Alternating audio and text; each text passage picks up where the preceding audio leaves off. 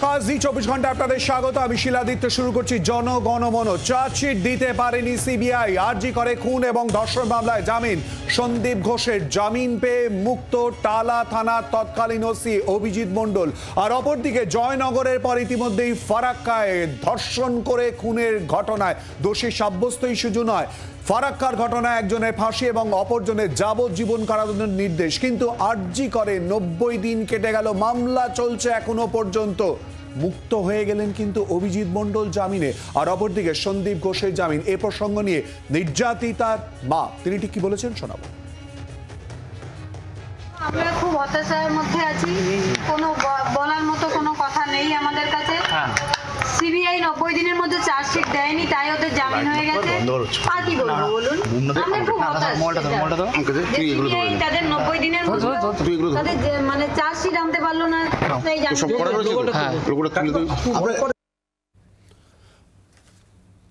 আর ঠিক এই প্রসঙ্গ নিয়ে কুণাল ঘোষ তৃণমূল কংগ্রেস নেতা তিনি ঠিক কি বলেছেন শোনাবো।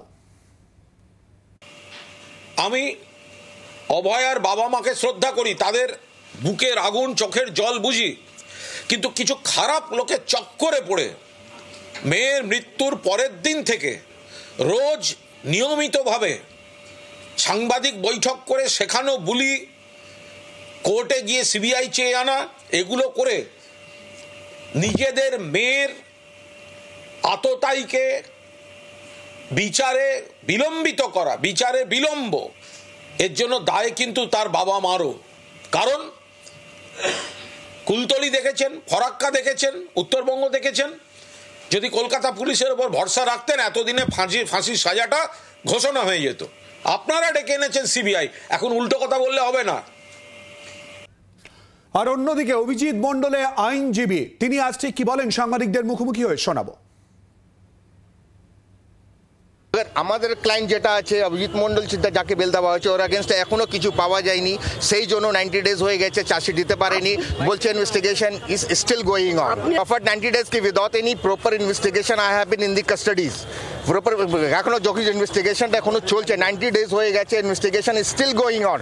এখনো ইনভেস্টিগেশনে কি এসেছে, কিছু কি আসলো না সেটা কিছু বলেনি টিল টুডে। 90 ডেজ হয়ে গেছে, ইনভেস্টিগেশনের জন্য চার্জশিটটা দেয়নি, তার মানে এটা ইনভেস্টিগেশনটা কমপ্লিট হয়নি। ইটস মিনস ইটসেলফ কি ইনভেস্টিগেশন যেটা চলছে সেটা আমার এগেন্সটে কিছু নেই। বারবার সিবিআই একটাই কথা বলে যাচ্ছে কি আমাদের ইনভেস্টিগেশনটা চলছে, আর ইনভেস্টিগেশনটা আমাদের এখনো চলছে।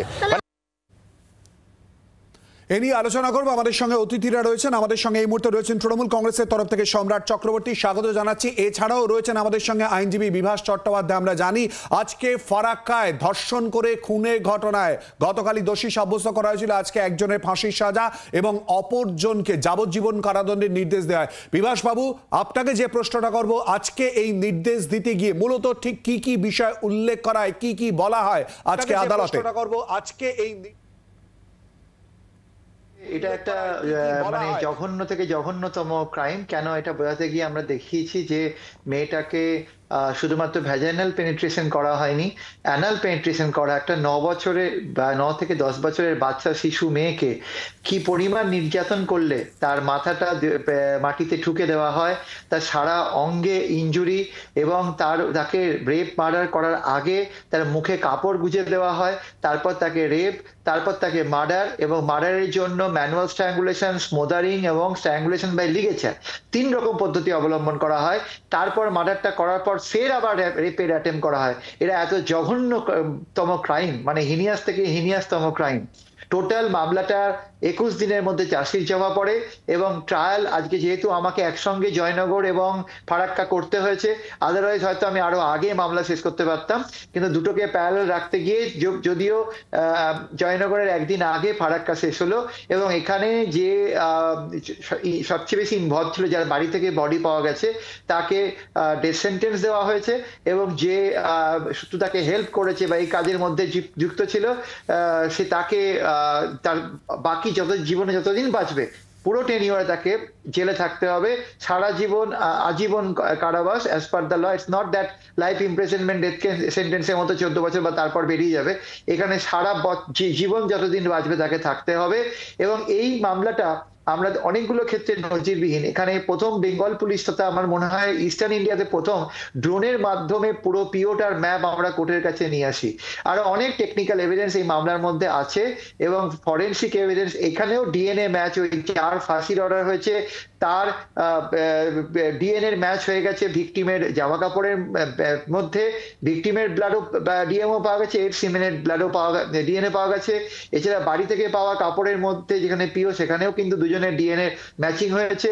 এবং থ্রু আউট দ্য ইয়েতে বাচ্চাটির কানের দুলটা চুরি করে নিয়ে গেছিল, যে ছেলেটি যাবজ্জীবন হয়েছে।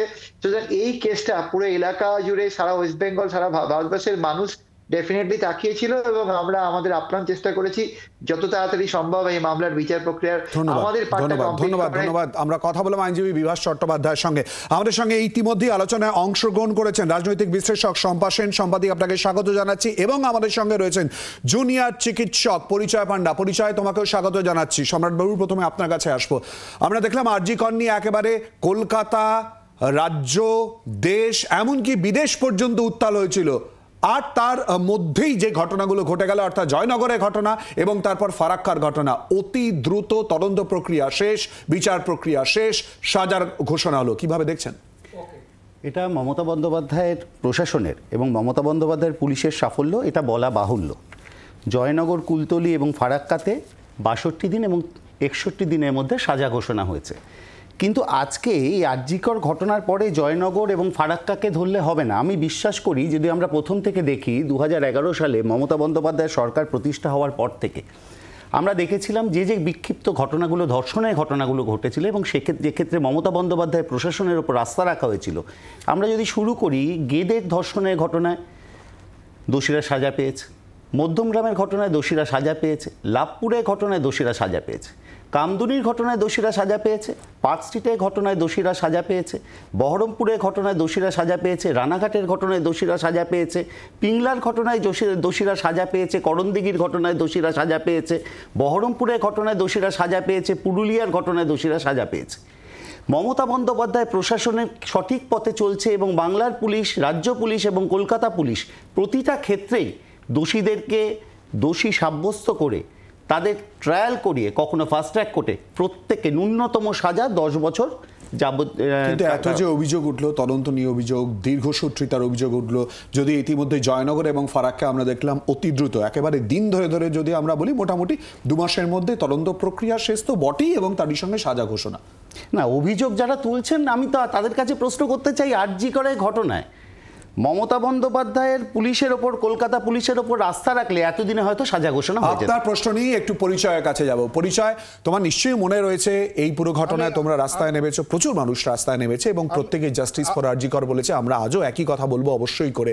সেই জায়গায় দাঁড়িয়ে 90 দিন কেটে গেল, কিন্তু কোথাও চার্জশিট দেওয়া গেল না। অভিজিৎ মণ্ডল জামিনে মুক্ত হয়ে গেলেন, সন্দীপ ঘোষ খুন এবং ধর্ষণের ঘটনায় জামিন পেলেন। আন্দোলন কোন পথে? পরিচয় আমি একদম সোজাসাপটাভাবে একটা কথা বলতে চাইছি যে সিবিআই এর মতন একটা এজেন্সি, সে যদি 90 দিনের মধ্যে চার্জশিট না দিতে পারে, তাহলে তাকে ভর্ৎসনা করা ছাড়া এবং সেটার বিরুদ্ধে কোনো একটা বড় আন্দোলন গড়ে তোলা ছাড়া আমাদের কাছে আর অন্য কোনো উপায় নেই। এটাই সত্যি এবং এটাই করতে হবে আমাদের এবং এটাই আমরা করব। বিচারের জন্য যা যা করতে হবে বা বিচার পেতে যা যা করতে হবে সেগুলো আমরা করব। এবং এই নিয়ে যিনি একটু আগে আমার আগে যিনি কথা বলছিলেন, উনি বললেন যে এটা হয়ে গেছে, এটা হয়ে গেছে, এটা হয়ে গেছে, এটা হয়ে গেছে। মাঝখানে একবার বলেও ফেললেন বিচ্ছিন্ন ধর্ষণের ঘটনা। ধর্ষণ কোনো বিচ্ছিন্ন ঘটনা নয়, এটা একটা সামাজিক রোগ। এটা ওনাকে আরেকবার মনে করিয়ে দিই। আর যে জায়গায় ফাস্ট ট্র্যাক হয়েছে, তো আরজি করেরটা হলো না কেন? আরজি করের ক্ষেত্রে প্লিজ আমাকে ইন্টারাপ্ট করবেন না, আমি এখন স্টুডিওতে নেই। আরজি করের ক্ষেত্রে শুধু আমরা নয়, আপনাদের party supremo chief minister Mamata Banerjee নিজে বলেছিলেন যে সিবিআইকে দিয়ে করানো হোক। তো সিবিআই, আমার একটাই সোজাসাপটা কথা, একদম সোজাসাপটা কথা, যে 90 দিনের মাঝখানে যদি চার্জশিটের অভাবে কেউ বেল্ড হয়ে যায়, তাহলে এর থেকে নোংরা অবস্থা, এর থেকে নোংরা কঙ্কালহীন দশা আমাদের ভারতীয় আইনের কোনোদিন হয়নি। এটার বিরুদ্ধে যা আওয়াজ তোলার উচিত, আওয়াজ তোলার কথা তুমি বলছো। পরিচয়, কাদের বিরুদ্ধে আওয়াজ তুলবে? এবং এখানে সিবিআইকে যারা পরিচালিত করে সেখানে সেন্ট্রাল গভর্নমেন্ট, এবং কিছু কিছু ক্ষেত্রে যে কারণে সিবিআই এই জিনিসগুলো করতে পারেনি, সেটা এভিডেন্স ট্যাম্পারিং হোক, এভিডেন্স লস হোক, সেটা হচ্ছে স্টেট গভর্নমেন্ট। দুটোর এগেনস্টেই আমাদের আওয়াজ থাকবে, দুটোর এগেনস্টেই আমাদের আন্দোলন চলবে এবং চালাবো আমরা আন্দোলন। তৃণমূল কংগ্রেসের যে প্রতিনিধি আমাদের সঙ্গে যিনি রয়েছেন সম্রাটবাবু বলছেন এর থেকে তো রাজ্য পুলিশ যদি তদন্ত এবং পুরো বিষয়ে দায়ভার নিত, দায়িত্ব নিত, তাহলে ঠিক যেরকম ভাবে জয়নগর বা ফারাক্কার ঘটনায় অতি দ্রুত তদন্ত এবং বিচার প্রক্রিয়া শেষ এবং দোষী সাব্যস্ত করা হতো, এতদিনে বাংলার মানুষ এবং তারই সঙ্গে দেশের মানুষ দেখতে পেত। সম্রাটবাবু বলছেন, তৃণমূল কংগ্রেসের প্রতিনিধি, পরিচয়। আমি একদম সোজাভাবে একটা কথা বলতে চাই, এই কেসটাতে স্পেসিফিক্যালি আরজি কর মামলায় আমাদের রাজ্য পুলিশ বা কলকাতা পুলিশের ভূমিকা কি সেটা জানার জন্য সুপ্রিম কোর্টের অর্ডারগুলো একবার পড়া উচিত। এর থেকে বেশি আমার ওনাকে কিছু বলার নেই। অভিজিৎ মণ্ডল খুন এবং ধর্ষণের ঘটনায় জামিন পেলেন এবং তারই সঙ্গে মুক্ত, বাড়িও চলে গেলেন। তোমরা এত আন্দোলন করলে, সিবিআইয়ের কথা বারবার করে বললে, সেই সিবিআই তো 90 দিনের মাথায় চার্জশিট দিতে পারলো না। পরিচয়।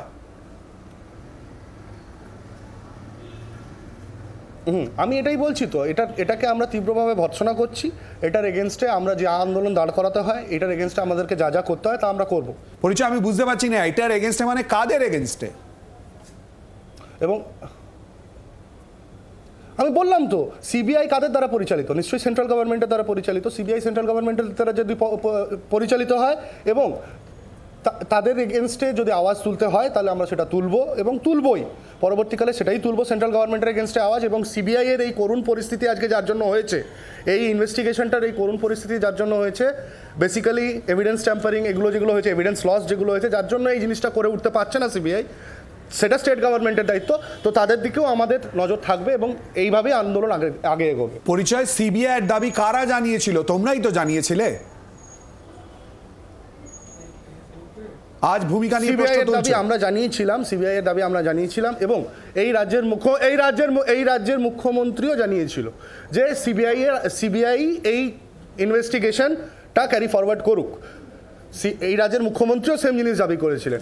কিন্তু একটা জিনিস তো এটা মেনে নিতেই হবে যে কোনো একটা জিনিসের দাবি জানানো মানে এইটা নয় যে সেই অর্গানাইজেশনটা যদি 90 দিন পরে চার্জশিটটুকু পেশ করতে ফেল করে, তার মানে আমাদের দাবিটা অন্যায্য হয়ে যাচ্ছে। পরিচয় প্লিজ। বিচারের এই অবস্থার মধ্যে তো আমরা কাউকে বিচার এনে দিই। একটু সঙ্গে থাকো প্লিজ। সম্রাটবাবু যে কথা বলছে যে রাজ্যেরও তরফ থেকে কিন্তু একই রকম, রাজ্যের তরফ থেকে মুখ্যমন্ত্রী মমতা বন্দ্যোপাধ্যায় নিজে সিবিআইয়ের কথা বলেছিলেন এবং সিবিআইকে দেওয়া হয়েছিল, কিন্তু রাজ্যেরও একই রকমভাবে কিন্তু দায়িত্ব বর্তায়, রাজ্য তার দায়িত্ব এড়িয়ে যেতে পারে না। পরিচয় পান্ডা আমাদের সঙ্গে জুনিয়র চিকিৎসক রয়েছেন। না, উনি কি বলছেন আমি বুঝতে পারলাম না। মমতা বন্দ্যোপাধ্যায় প্রথম দিনই যেটা বলেছিলেন, এই ঘটনায় সিবিআই তদন্ত হলে আমার আপত্তি নেই। পরবর্তীকালে তিলোত্তমার বাড়িতে গিয়ে রাজ্যের মাননীয় মুখ্যমন্ত্রী বলেছিলেন যে আমাকে আর কটা দিন সময় দেওয়া হোক, আমরা জুনিয়র চিকিৎসক এবং চিকিৎসকদের দাবি মতো 24 ঘন্টার মধ্যে অভিযুক্তকে গ্রেপ্তার করেছি। আরও কিছু আছে কিনা আমাদের আর 5-6টা দিন সময় দেওয়া হোক। রবিবার দিনের মধ্যে যদি আমরা সঠিক তদন্তের শেষ পর্যায়ে পৌঁছতে না পারি, তাহলে আমরা সিবিআইয়ের হাতে তুলে দেব। আমি একটুখানি আটকাচ্ছি। পরিচয় আমি আরেকবার তোমাকে জিজ্ঞেস করছি, তোমার কথাই তোমাকে আমি জিজ্ঞেস করছি। আমাদের সঙ্গে অঙ্কন দত্ত, বিজেপির প্রতিনিধি, বিজেপি নেতা আমাদের মধ্যে রয়েছে। অঙ্কন, স্বাগত জানাচ্ছি। এবং অঙ্কন, পরিচয় যে কথা বলছে তোমাকে শুনিয়ে দিই একবার। পরিচয় আমাদের সঙ্গে সরাসরি রয়েছে। পরিচয়, তুমি বলছিলে সিবিআই যাদের দ্বারা পরিচালিত হয় সেই বিজেপি তাদের বিরুদ্ধে আন্দোলন করবে, তাই কি বলছিলে? একদম তাই বলছিলাম, তাই বলছি। অঙ্কন, শুনলে বিজেপির এখানে কি ভূমিকা রয়েছে আমি জানি না। দেশের সর্বোচ্চ আদালত মহামান্য সুপ্রিম কোর্টের তত্ত্বাবধানে এবং সুপ্রিম কোর্টের মনিটরিংয়ে আরজি কর খুন ধর্ষণ মামলার তদন্ত কেন্দ্রীয় তদন্তকারী সংস্থা সিবিআই করছিল এবং সিবিআইয়ের যে তদন্ত তার যাবতীয় যতবার স্ট্যাটাস রিপোর্ট জমা পড়েছে সব সুপ্রিম কোর্টের কাছে প্রধান বিচারপতি ডিভিশন বেঞ্চের কাছে জমা পড়েছে। প্রধান বিচারপতি আগে চন্দ্রচূড়বাবু দেখছিলেন, সেই সময় তিনিও বলেছিলেন যে সিবিআই বিভিন্ন আসপেক্ট, মানে তদন্তের বিভিন্ন বিন্দুকে জোড়ার চেষ্টা করছে এবং তার জন্য সিবিআইকে যথেষ্ট সময় দিতে হবে। আমি সেই সেপ্টেম্বর মাসে ওনার কোর্ট যেটা তোমার প্রসঙ্গ ধরে আসবো, তোমার কাছেই আসবো, একটুখানি পরিচয়ের কাছ থেকে জানি। পরিচয় তুমি শুনলে, বিজেপি নেতা অঙ্কন দত্ত রয়েছে, অঙ্কনের বক্তব্য বিজেপি কি করলো, বিজেপি কি করলো? এটা তো সুপ্রিম কোর্টের নজরদারিতে তত্ত্বাবধানে পুরো বিষয়ে তদন্ত হচ্ছে, সিবিআই করছে। আমি বলছি কি করলো, আমি বলছি কি করলো, 90 দিনের মধ্যে একটা চার্জশিট দিতে পারলো না। 90 দিনের মধ্যে যদি একটা চার্জশিট না দিতে পারে তাহলে অ্যারেস্ট করেছিল কেন? কে সেটা জবাব দেবে? সেটা বিজেপি কেন জবাব দেবে? শুনুনি আর কত সময় চাই? 27শে নভেম্বর আপনি দেখুন, শেষ যেদিন সুপ্রিম কোর্টের সিবিআই এর পক্ষ থেকে আপনার সলিসিটর জেনারেল তুষার মেহতা যে বক্তব্যটা তুলে ধরলেন যে আমরা 27শে নভেম্বর রাজ্য সরকারের কাছে, রাজ্য সরকারের দুজন সরকারি কর্মচারী হচ্ছে টালা থানার ওসি অভিজিৎ মণ্ডল এবং সন্দীপ ঘোষ, এখানেই তো প্রশ্ন।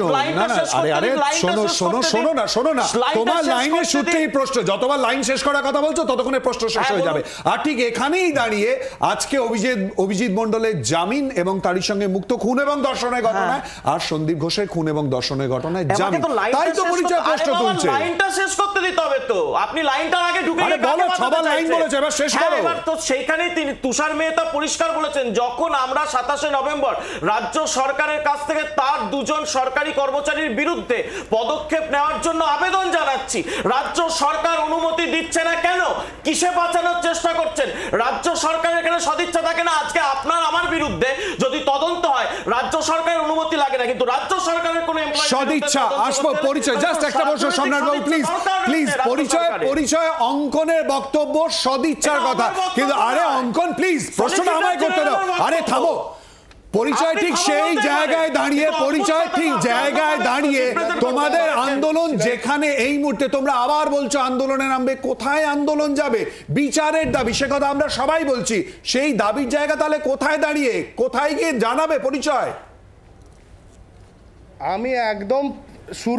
আমি শুরুতেই বলেছিলাম দুজনের মধ্যে দুজনকেই আমরা দোষী সাব্যস্ত করছি, কাউকে বাদ দিচ্ছি না।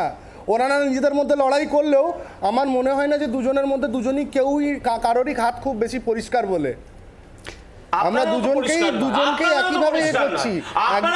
একজন চার্জশিট দিতে পারেননি, জুনিয়র ডাক্তাররা পোস্টমর্টেমে সই করছিল, তখন আপনাদের কি দাবি ছিল? তখন কি দাবি ছিল? আচ্ছা, পরিচয় এবং অঙ্কন একটু মানে দাও, সম্রাটবাবু বলুন।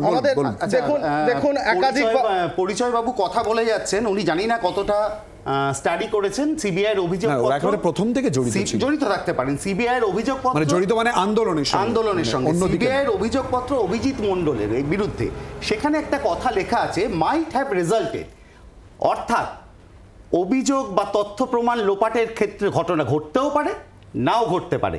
এই কথাটাকে কিন্তু গুরুত্ব দেওয়া হয়নি, এবং আমি খুব ভালো করে অভিযোগপত্রটাকে ভেরিফাই করে বলছি, মাইট হ্যাভ রেজাল্টেড, এই কথাটা সিবিআই লিখেছে। সিবিআই কেন 90 দিনে চার্জশিট দিতে পারলো না, এটা প্রথম।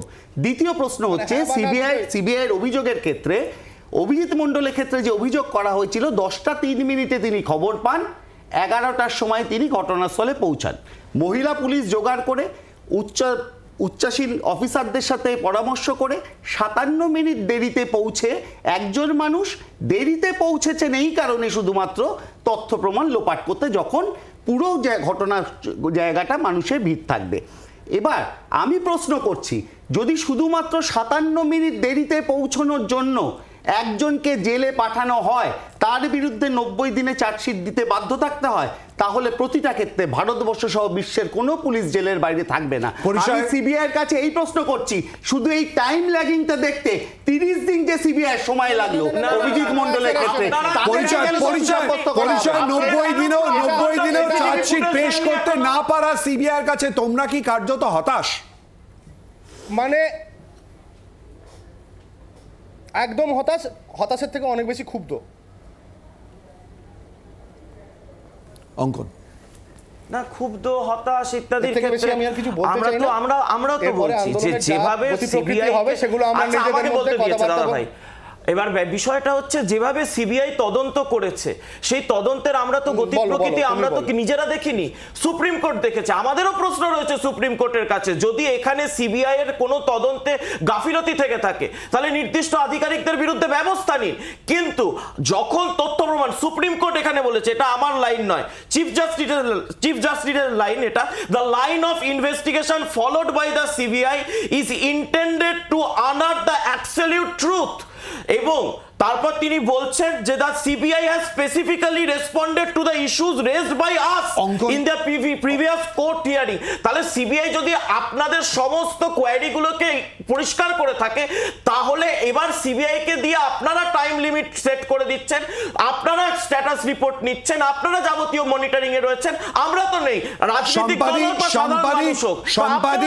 সম্পাদি আমরা বারবার দেখেছিলাম সিবিআই তদন্ত করবে যে দাবিতে সোচ্চার হয়েছিল, আমরা দেখেছিলাম জুনিয়র চিকিৎসকরা, আজকে কিন্তু তারা হতাশ। তার কারণ অর্থাৎ খুন এবং ধর্ষণের ঘটনায় ইতিমধ্যেই জামিন সন্দীপ ঘোষের, আর জামিন পেয়ে মুক্ত ইতিমধ্যেই অভিজিৎ মণ্ডল। আপনি কি বলবেন? এই পুরো আন্দোলন এতদিন ধরে হলো, বারবার কথা হলো তদন্তের, সম্পাদক। দেখুন, পশ্চিমবঙ্গে বিগত কয়েক বছর ধরে একের পর এক নারকীয় ধর্ষণ খুনের ঘটনা ঘটে গেছে। বহু ক্ষেত্রে তার সাজা হয়নি, তা আমরা জানি। সেটা কামদুনি, পার্কস্ট্রিট থেকে শুরু করে অজস্র। সম্রাট বাবু আমাদের সঙ্গে রয়েছেন তৃণমূল কংগ্রেসের প্রতিনিধি, তিনি ফারাক্কা এবং জয়নগরের কথা একেবারে 2 মাস দিন ধরে ধরে বলছেন যে তদন্ত প্রক্রিয়া শেষ, দোষী সাব্যস্ত, ফাঁসির সাজা ঘোষণা। সম্পাদক অঙ্কন সম্রাট বাবু, অঙ্কন সম্রাট বাবু, please please please please please please সম্পাদক বলুন। তো এক্ষেত্রে রাজ্যিকরের ক্ষেত্রে একটা মূল পার্থক্য হলো যে প্লেস অফ অকারেন্স যেখানে ঘটেছিল সেই ঘটনা এবং তার পাশবিকতা সমস্ত পৃথিবীকে নাড়িয়ে দেয়। সমস্ত পৃথিবীর মানুষ কিন্তু এই আন্দোলনের শরিক হয়ে যায়। এটা কোনো রাজনৈতিক আন্দোলন না, এটা নাগরিক সমাজের আন্দোলন। কিন্তু যেভাবে হসপিটাল ভাঙা হয়েছিল এবং পুলিশ প্রায় নীরব দর্শকের ভূমিকা পালন করেছিলেন সেদিন, তারপর থেকেই কিন্তু নাগরিক আন্দোলন আরো বেশি বৃদ্ধি পায়। তার কারণ কোথাও একটা যোগসাযোগ যেন মানুষ আন্দাজ করছিল। সেই আমি বলবো প্রথম অসম্ভব রকমের ভর্ৎসনা জানাতে হয় সিবিআই কে, যেটা হাইকোর্টে সিবিআই বারবার ভর্ৎসিত হচ্ছেন যে তারা কোনো তথ্য প্রমাণে জোগাড় করতে পারছেন না। তাহলে সম্পাদক আপনিও কি হতাশা প্রকাশ করছেন? অসম্ভব রকম ভর্ৎসনার কথা বলছেন আপনি। অজস্র ঘটনার ক্ষেত্রে এখানে সিবিআই কে দায়িত্ব দেওয়া হয়েছে, সিবিআই কিন্তু কোনো কাজই করে দেখাতে পারেননি অধিকাংশ ক্ষেত্রে, এবং বারবার হাইকোর্টে ভর্ৎসিত হয়েছে সিবিআই। এক্ষেত্রে মানুষের যে প্রত্যাশা ছিল যে কোথাও একটা বিচার পাবেন মানুষ, সেই বিচার তারা পেল না। আরজি করের যে ভয়ঙ্কর ঘটনার পরেও আমরা দেখেছি যে সন্দীপ ঘোষের মতন অধ্যক্ষকে আবার অন্য হসপিটালে পাঠানো হয়েছিল। প্রত্যেকটি ঘটনা সম্পাদক একটুখানি আটকাচ্ছি আপনার কথার এই শেষের কথা, যে বিচারের দাবিতে মানুষ রাস্তায় নেমেছিল, বিচার পেল না বলছেন তো সম্পাদক সম্রাট বাবু? বিচার কেন পেল না সেই প্রশ্ন তো তাদেরকে করতে হবে, যারা উই ওয়ান সিবিআই বলে রাজ্য পুলিশ বা কলকাতা পুলিশের ওপর ভরসা রাখতে পারেনি। আমি জুনিয়র ডাক্তার যিনি আছেন তার কাছে প্রশ্ন করব, তার কাছে জানতে চাইব, এরকম একটা সিদ্ধান্ত নিয়ে কি সিবিআই আধিকারিক বা অমিত শাহর কাছে যাওয়া হবে? এই প্রশ্ন আমার রয়েছে। রাজ্য পুলিশ, কলকাতা পুলিশ, মমতা বন্দ্যোপাধ্যায় প্রশাসনের ওপর আস্থা রাখলে, আমি 14টা ঘটনার কথা বলেছি যেখানে দোষীরা সাজা পেয়েছে, মমতা বন্দ্যোপাধ্যায় পুলিশের ওপর, মমতা বন্দ্যোপাধ্যায় প্রশাসনের ওপর আস্থা রেখে। 48,000 ধর্ষণের কেসের কোনো বিচার হয়নি, 48,000 এর রাজ্যে। এই সংখ্যা সম্পাদক যে কথাটা বলেছেন, এই যে সম্পাদক যে কথাটা বলছেন যেটা সকলের কথা, বিচার তাহলে কি পেল না আরজি কর? যে প্রসঙ্গটা তুলছেন সম্পাদক কি বলবে? প্রথম কথা হচ্ছে তথ্য প্রমাণ লোপাট হয়েছে, তথ্য প্রমাণ সিবিআই সেটাই প্রমাণ করুক, জয়নগর এবং ফারাক্কার ঘটনায়, জয়নগর এবং ফারাক্কার ঘটনায় কার্যত দিন ধরে তদন্ত এবং তারই সঙ্গে একেবারে সাজা ঘোষণা, দোষী সাব্যস্ত। কৃতজ্ঞ আপনার কাছে। জয়নগরের ঘটনায় ওখানকার এসপি প্রথমে কি বলেছিলেন যে কোনো ধর্ষণ হয়নি, গ্রামবাসীরা যখন বলেছিলেন ধর্ষণ হয়েছে তাদের উপর লাঠিচার্জ করেছিলেন। অগ্নিমিত্রা পাল দ্বিতীয় অঙ্কন কৃতজ্ঞতা কোনো প্রয়োজন নেই, একেবারে তদন্ত এবং বিচার প্রক্রিয়া এবং তারই সঙ্গে দোষী সাব্যস্ত হয়ে যাওয়ার ঘটনা। ঠিক এই জায়গাতে যেমন প্রশ্ন উঠছে, অর্থাৎ বিচারের জায়গা কোথায় দাঁড়িয়ে রয়েছে আরজি কর নিয়ে, এই প্রশ্নের উত্তর যেমন আমরা খোঁজার চেষ্টা করবো বিতর্কের ঊর্ধ্বে উঠে আবারও সেই দাবিতে একেবারে প্রথম দিন থেকে 9ই আগস্ট ঘটনা ঘটে, 10ই আগস্ট পরবর্তী সময় থেকে এতদিন ধরে যে কথা আমরা বলেছিলাম জাস্টিস ফর আরজি কর, অবশ্যই সেই জায়গা রয়েছে, কিন্তু কোথায় থমকে কেন, উত্তর খোঁজার যেমন চেষ্টা করব, তার পাশাপাশি এবারে যে প্রসঙ্গ নিয়ে আমরা আলোচনা করব ওয়ান নেশন ওয়ান ভোট এর প্রসঙ্গে কেন্দ্রীয় সরকার, অপরদিকে বিরোধীরা কি বলছেন এই পুরো বিষয় নিয়ে আলোচনায় আসবো। জনগণমনতের সঙ্গে থাকুন।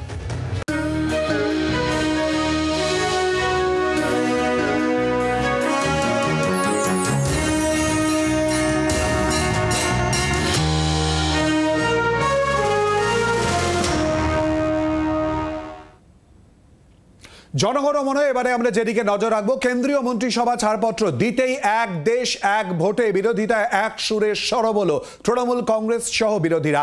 এক দেশ এক ভোট যুক্তরাষ্ট্রীয় কাঠামোর পরিপন্থী জাতীয় দলগুলি আঞ্চলিক দলগুলির কণ্ঠ রোধ করবে, অভিযোগ তৃণমূল কংগ্রেসের। এক দেশ এক ভোট বিজেপির নির্বাচনে জেতার কৌশল তোপ দেখেছেন সমাজবাদী পার্টির প্রধান অখিলেশ যাদব, পাল্টা জবাব দিয়েছে বিজেপিও। একটা অসাংবিধানিক ফেডারেল স্ট্রাকচারের পুরো বিরোধী সংখ্যাধিক্যের জোরে পাস করাচ্ছে, আমরা এটাকে কোনো মতেই মেনে নিতে পারবো।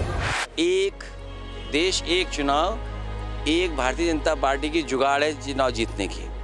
The Communist Party of India does not agree with one nation, one election proposal. We are opposed to one nation, one election proposal.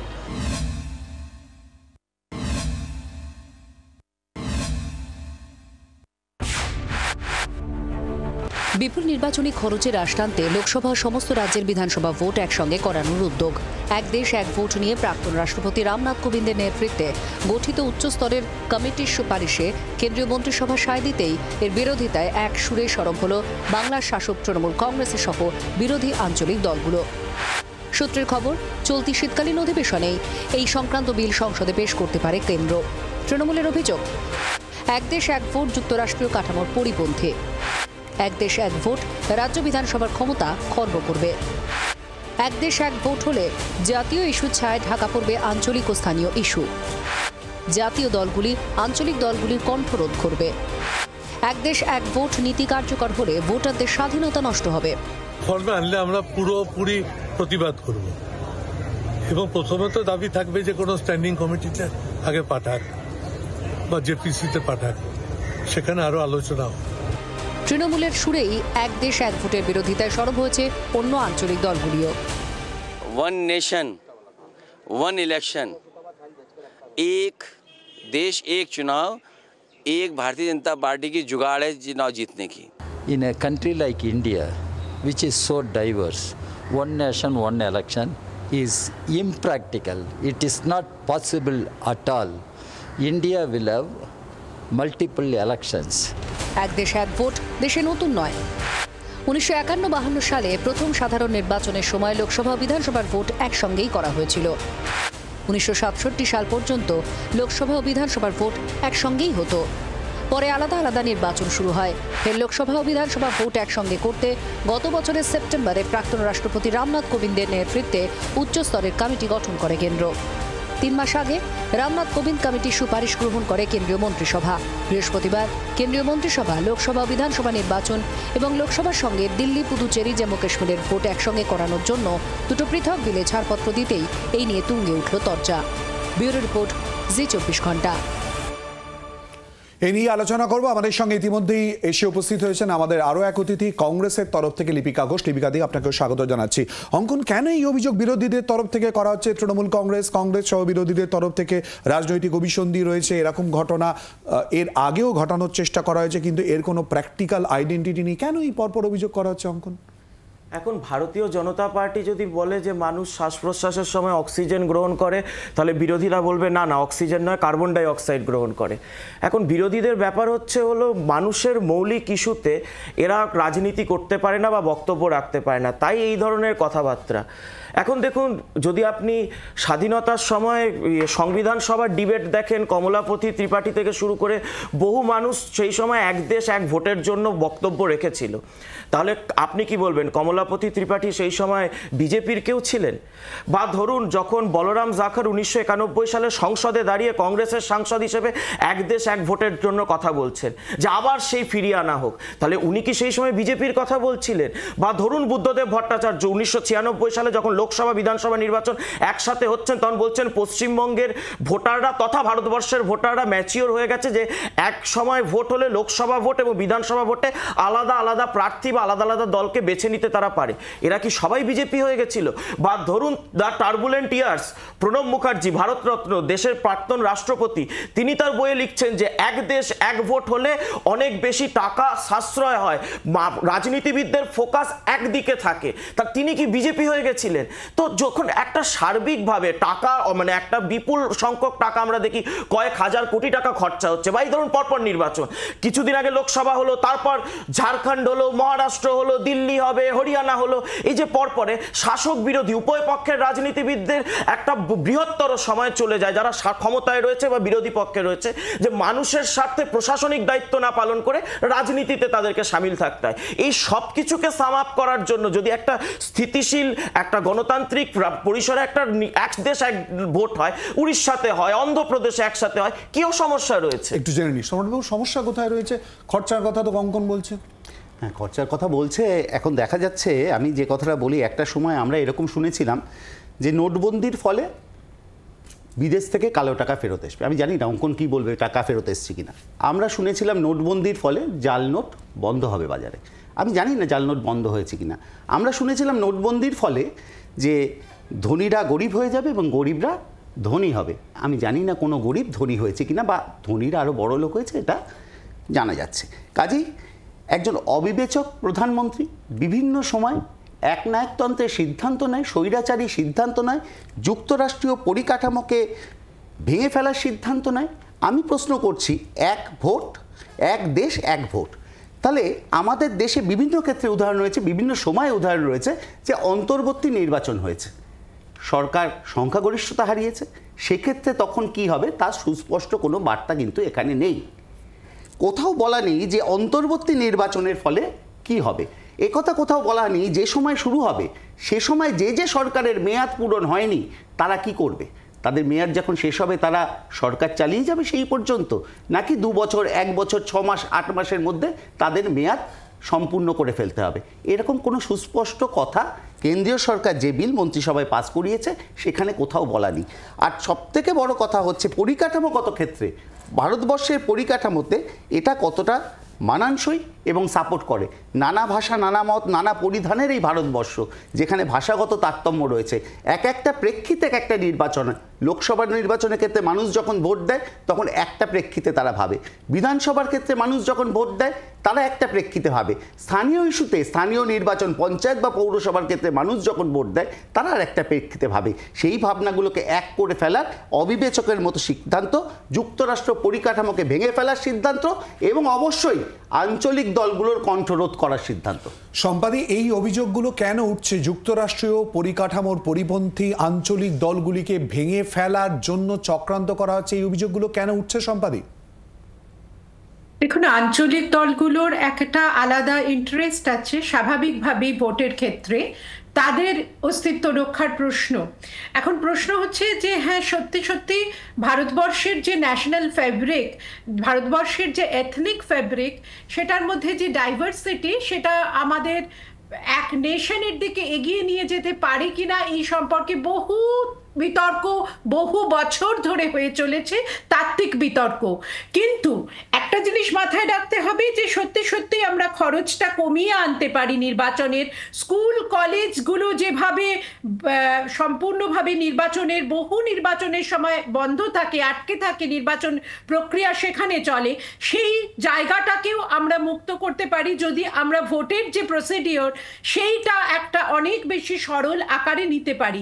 কিন্তু আমাদের বহু স্তরীয় প্রশাসন, পঞ্চায়েত স্তরে একেবারে লোকাল নির্বাচন হচ্ছে লোকাল এলাকায়, যেটা কিন্তু 1951-52 সাল বা 67 সাল পর্যন্ত যে নির্বাচন ছিল সেখানে পঞ্চায়েত নির্বাচনের বিষয়গুলো ওঠেনি। ফলে এটা আরো অনেক আলোচনার ব্যাপার, এবং একটা যুক্তরাষ্ট্রীয় কাঠামোর মধ্যে গণতান্ত্রিক পরিসরকে মেনটেন করতে গেলে, গণতান্ত্রিক পরিসরকে জায়গা দিতে গেলে তাহলে কিন্তু বিরোধী দলগুলোর সঙ্গেও আলোচনায় বসা উচিত। সেটা আমি মনে করি সেই আলোচনার মাধ্যমে একটা সিদ্ধান্তে পৌঁছানো দরকার। এই এক দেশ এক ভোটের দুটো দিকই আছে, একটা তার মেরিটের দিক, একটা ডিমেরিটসের দিক, কিন্তু আঞ্চলিক দলগুলো সবসময় চাইবে যে তাদের অস্তিত্ব রক্ষার স্বার্থে এই নির্বাচনটা তাদের হাতে থাক, অনেকটাই আঞ্চলিক স্তরে তাদের কন্ট্রোলে থাক, সেই সুরে তারা একভাবে কথা বলবে। আর বিজেপি এখনো পর্যন্ত যে জায়গায় দাঁড়িয়ে রয়েছে তাদের একটা অন্য দৃষ্টিভঙ্গি থাকবে। এই আঞ্চলিক দলের প্রসঙ্গে আমি আলাদা করে আপনাকে জিজ্ঞেস করার চেষ্টা করব। লিপিকা দির কাছে আসবো। লিপিকা দি, কেন কোথাও একটা আশঙ্কার মেঘ, কোথাও একটা রাজনৈতিক অভিসন্ধি বিজেপি করতে পারে এরকমটা মনে হচ্ছে? না, এখানে আমাদের ফেডারেল স্ট্রাকচারে যেটা লোকসভা বিধানসভার ভোটের চরিত্রগতভাবে আলাদা, একদমই আলাদা, এবং সেই দুটোকে একসাথে মেশানো যায় না, একেবারেই মেশানো যায় না।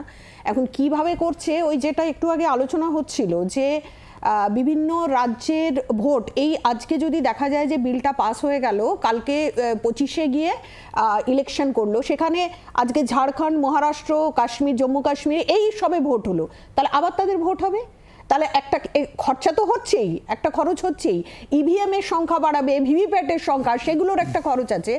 আর দ্বিতীয়ত যেটা সব থেকে বড় সমস্যা সেটা হলো যে মেয়াদ শেষ হওয়ার আগে যদি কোনো সরকার পড়ে যায়, সেটা হতে পারে কেন্দ্র সরকার, সেটা হতে পারে যে কোনো রাজ্য সরকার, কারণ 51 সালে যখন হয়েছে তখন কিন্তু এত রাজ্য ছিল না, এতগুলো 51-52 এতগুলো রাজ্য ছিল না। আজকে রাজ্য ভাগ, প্রতিনিয়ত রাজ্য ভাগ হয়ে কত সংখ্যা বেড়েছে।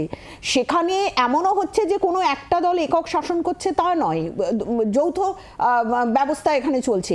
সেখানে মাঝপথে ভেঙে গেলে কি হবে, তা তখন ইলেকশনটা কি আবার নেওয়া হবে? সেই তো তার মানে মাঝখানে ইলেকশন হয়ে গেল, তখন কি আবার দেখা যাবে যে পরের ইয়েটা যখন আসবে, টার্মটা যখন আসবে, তখন সেই রাজ্যে হয়তো তার 2 বছর আগেই ভোট হয়েছে, আবার ভোট হবে। তাহলে এই সমস্যাগুলোর তো কোনো সমাধান, স্থায়ী সমাধান কিছু ক্লিয়ার করে কিছুই বলছে না। এবং বিজেপি একসময় এটার বিরোধিতা করেছিল, আজকে তারা এই কথা বলে এত গলা ফাটাচ্ছে, আমরা তো কিছু ক্লিয়ার বুঝতে পারছি না। ক্লিয়ার করুক যে কি সুবিধা আছে, এবং যে অসুবিধার কথাগুলো আঞ্চলিক দলগুলো বলছে বা কংগ্রেস বলছে, সেই অসুবিধার জায়গাগুলোকে ক্ল্যারিফাই করুক, তবে আমরা বলবো যে হ্যাঁ ঠিক আছে, হোক।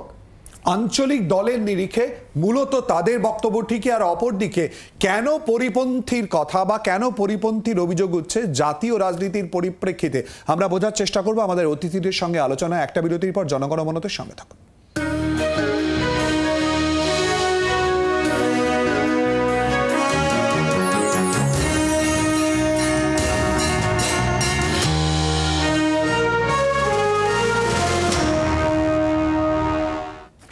এক দেশ এক ভোট নীতি কার্যকর হলে তার প্রয়োগ এবং প্রসার সম্পর্ক নিয়ে আমরা আলোচনা করছি। সম্পাদীর কাছে আসবো। সম্পাদী, এ প্রসঙ্গে বিরোধীরা যে অভিযোগ করছে সেক্ষেত্রে ভোটারদের স্বাধীনতা খর্ব হতে পারে, আদৌ কি এরকম ঘটনা ঘটতে পারে? দেখুন, ভোটারদের স্বাধীনতা খর্ব হতে পারে শুধু আমি এটা মনে করি না, কারণ যেহেতু এই বিষয়টা আগেও ছিল, সেরকমভাবে কার্যকর করা যেতেই পারে, এবং সেটা নিশ্চয়ই ভারতবর্ষের ইলেকশন কমিশন যথাযথ মর্যাদা সহকারে সেটা দেখবে। কিন্তু আগে মানে 1951-52 আমরা দেখেছিলাম এক দেশ এক ভোট হয়েছিল, তারপর তো অনেকটা সময় কেটে গেছে, বহুদলীয় রাজনৈতিক ব্যবস্থা শুরু হয়েছে। ক্ষেত্রে কিভাবে ফাংশন করবে ইলেকশন কমিশন, তারও কিন্তু একটা দায়িত্ব রয়েছে, এবং যুক্তরাষ্ট্রীয় কাঠামোর স্ট্রাকচার মানা, আর সেই সঙ্গে আমাদের ন্যাশনাল ফ্যাব্রিকটাকে গুরুত্ব দেওয়া, ডাইভার্সিটিকে গুরুত্ব দেওয়া, এইগুলোও কিন্তু কেন্দ্রের শাসক দলকে মাথায় রাখতে হবে যে বিরোধীদের সঙ্গে আলোচনা না করে এত বড় একটা সিদ্ধান্ত যদি দেশের ব্যাপারে তারা নেন, তাহলে তার পরিণতি কি হবে এই সম্পর্কে কিন্তু তাদের যথেষ্ট সচেতন হওয়া দরকার। কারণ গণতন্ত্রের পরিসরটা এখানে বজায় রাখা দরকার। আমি বলছি এটা মেরিটস এবং ডিমেরিটস দুটোই আছে। মেরিটসের দিক থেকে খরচ কমা, স্কুল কলেজ বন্ধ না থাকা, এগুলো হচ্ছে অবশ্যই মেরিটস, এবং ডিমেরিটসের দিক থেকে হচ্ছে জনগণের সচেতনতাকে সেই পর্যায়ে পৌঁছে দেওয়া, এবং সেই সঙ্গে হচ্ছে বহুস্তরীয় যে নির্বাচনের স্ট্রাকচার, সেই স্ট্রাকচারটাকে আমরা কেমনভাবে ইলেকশন কমিশনের মাধ্যমে একেবারে জনগণের বোঝার স্তরে নিয়ে যেতে পারি, আন্ডারস্ট্যান্ডিংটা সেখানে করতে পারি, সেই ইলেকটোরাল বডিগুলো কিভাবে ফাংশন করতে পারে, এই সম্পর্কে যথাযথ আলোচনা ছাড়া কিন্তু এত বড় সিদ্ধান্ত নেওয়া খুবই রিস্কি হতে পারে দেশের পক্ষে। সম্পাদি প্লিজ একটুখানি অঙ্কন, এক তো আলোচনার কথা বারবার সম্পাদি অন্তরপক্ষে 2 থেকে 3 বার আলোচনার কথা বললেন, এক। দ্বিতীয়ত আর একটা ইতিমধ্যে বিরোধীদের তরফ থেকে অভিযোগ করা হচ্ছে আঞ্চলিক দলগুলি কণ্ঠরোধ করবে বিজেপি, এমনটা ইতিমধ্যেই তারা আশঙ্কা প্রকাশ করছেন এবং অভিযোগ করছেন। প্রথম কথা যে আঞ্চলিক দলের যদি কণ্ঠরোধ হয়, ধরুন 2019 সাল বিজেপি তার সর্বশ্রেষ্ঠ লোকসভা নির্বাচনের ফলাফল করে 303, কিন্তু সেই সময় একই সাথে অন্ধ্রপ্রদেশে বিধানসভা নির্বাচন হয়েছে, বিজেপি একটাও সিট পায়নি। তাহলে আপনি বলুন সেখানে ওয়াইএসআরসিপি জিতেছিল, তাহলে কি মানে কিভাবে ওখানে কণ্ঠরোধ হলো, বা কিভাবে উড়িষ্যা একসাথে ভোট হলে কিভাবে ওখানে আঞ্চলিক দলের কণ্ঠরোধ হয়েছে, বা ধরুন 1991, 1996, আপনাকে 51-52 যেতে হবে না, 1991, 1996, 1991 কংগ্রেস দুর্দান্ত ফলাফল করেছিল পশ্চিমবঙ্গ থেকে, কিন্তু বিধানসভায় বামফ্রন্ট ক্ষমতায় এসেছিল। তাহলে সেই সময় পশ্চিমবঙ্গের গণতন্ত্র কি বিপন্ন হয়ে গেছিল? পশ্চিমবঙ্গের রাজ্য সরকার বা যারা শাসক দল কেন্দ্রের ভোটে নির্বাচিত হয়েছিলেন তারা কি সবাই গণতন্ত্রকে কণ্ঠরোধ করে জিতেছিলেন? তা তো নয়। এবার আমি বলছি, এই যে ধরুন পৃথক ভোটার লিস্ট ইত্যাদির জন্য আপনার খরচা শুধু পশ্চিমবঙ্গে 650 কোটি টাকা 2 বছরের ব্যবধানে ভোট করাতে হয় বলে, মহারাষ্ট্রে 6 মাসের ব্যবধানে ভোট করাতে হলো বলে 1020 কোটি টাকা এক্সট্রা খরচা করতে হলো। এই টাকাগুলো তো আমার আপনার ট্যাক্সের টাকা অপচয় হচ্ছে। আর যেটা আলোচনার কথা, আলোচনা তো হবে সংসদে যখন বিল আসবে, বিরোধী পক্ষ বলবে, শাসক পক্ষ বলবে, তার প্রয়োজনে জেপিসিতে যেতে পারে, আলোচনার তো পরিসর রয়েছে। আমাদের সরকার ইন্দিরা গান্ধীর সরকার নয় যে জরুরি অবস্থা ঘোষণা করে সংবিধান বদলে দেব। 600 কোটি টাকার গল্প শোনাচ্ছি, ওকে জিজ্ঞেস করে দেখুন না ইভিএম আর ভিভিপ্যাট নিয়ে কত হাজার কোটি টাকা খরচা হবে, সেই খরচাগুলো তো বলতে হবে। একবারে ইলেকশন করতে গেলে কত হাজার কোটি টাকা খরচা, সেটা কি আলাদাভাবে কোনো আলাদা বারবার করে আরেকটা কথা বলি না, আলাদা করলে কি আলাদা মানে খরচাটা কমবে ইভিএম এরটা? নিশ্চয়ই। কি করে? নিশ্চয়ই। কি করে দুটো মেশিনে এক আলাদা কি করে হবে? দ্বিতীয়ত আরেকটা কথা হলো যে বারবার করে বলছে যে মেয়াদ, যেটা মেয়াদ পড়ে গেলে তখন কি করবে? এটা একটু প্রণব মুখার্জির বইটা পড়ে নিন না, টার্বুলেন্ট ইয়ার্স পড়ে নিন না। প্রণব মুখার্জি তো আপনাদের পক্ষ থেকে সবথেকে বেশি ভোকাল ছিলেন, তো উনি বলতেন কেন? উনি কি বিজেপি ছিলেন না স্বৈরতান্ত্রিক ছিলেন? কোনটা ছিলেন আপনি এটা একটু বলুন। দ্য টার্বুলেন্ট আমি বারবার করে বলছি যে আগে যে পরিস্থিতি ছিল, এখনকার আমাদের যে বহুদলীয় ব্যবস্থাতে বই লিখছেন সেটা পরিস্থিতি খারাপ ছিল, উনি অবিবেচক ছিলেন। তাহলে কি বলবো এই ব্যাখ্যা তোমার? এখন যেভাবে এতগুলো রাজ্যের সংখ্যা বেড়েছে সেখানে এইভাবে, আর সবথেকে বড় কথা দুটো ব্যবস্থারই দুটো ভোটের চরিত্রগতভাবে দুটো ভোট আলাদা, সেখানে স্থানীয় স্তরের কথা বলছেন।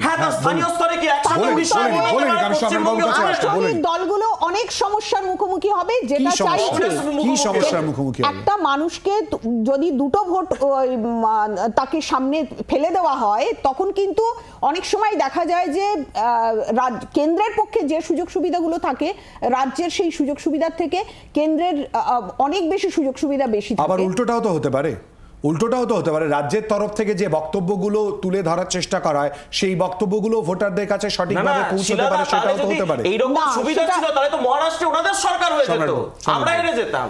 মূলত অঙ্কন যা বলছে তাতে বোঝা যাচ্ছে যে একটা প্রচুর অর্থকে বাঁচানোর জন্য এই সিদ্ধান্ত নেওয়া হচ্ছে। এর মধ্যে আর কোনো মেরিট অন্তত আমি খুঁজে পাচ্ছি না। একটা অর্থ, আমি হ্যাঁ ঠিক আছে, একটা প্রাইমারি এবং মেন কথা হচ্ছে অর্থ, মানে আমার দেশের টাকা আমার দেশে থাকবে, স্বাভাবিক আমার দেশের টাকা আমার দেশে থাকবে, আমিও চাই। তা অঙ্কনরা একবার যারা আমার দেশের টাকা বিদেশে নিয়ে চলে গেছে, সেই নীরব মোদি, ললিত মোদি, মেহুল শফি, বিজয় মালিয়াদের দেশে ফিরিয়ে টাকাগুলো ফেরত আনছে না কেন? বলুন 99 সালে 98 পর 99 যখন লোকসভা ভোট হচ্ছে মমতা ব্যানার্জি কেন বলেছিলেন যে এই সময় বিধানসভাটা হয়ে যাক? কেন বলেছিলেন? আমি শুনেছিলাম নীরব মোদিকে নাকি কেন্দ্রীয় সরকার ফেরত আনছে, কোথা থেকে আনছে আমি জানি না। টাকা 85% টাকা উদ্ধার হয়েছে, আপনারা বলুন 85% টাকা উদ্ধার হয়েছে। আপনি দাদা একটাই বলুন, 98 পর মমতা ব্যানার্জি কেন বলেছিলেন বিধানসভা ভোটটা এখন হয়ে যাক? পাচার করে দিয়ে Mamata Bandyopadhyay one nation one ইলেকশনে আসুন, ওয়ান নেশন ওয়ান ইলেকশনে আসুন। হ্যাঁ 98 পর 99 যখন লোকসভা ভোট হচ্ছে মমতা ব্যানার্জি কেন বলছিল বামফ্রন্ট সরকারটাকে ভেঙে দিয়ে এখনই ভোটটা হয়ে যাবে বিধানসভা ওয়ান নেশন ওয়ান ইলেকশন একমাত্র বিধানসভা লোকসভা একমাত্র নয়, অনেক রয়েছে তার মধ্যে।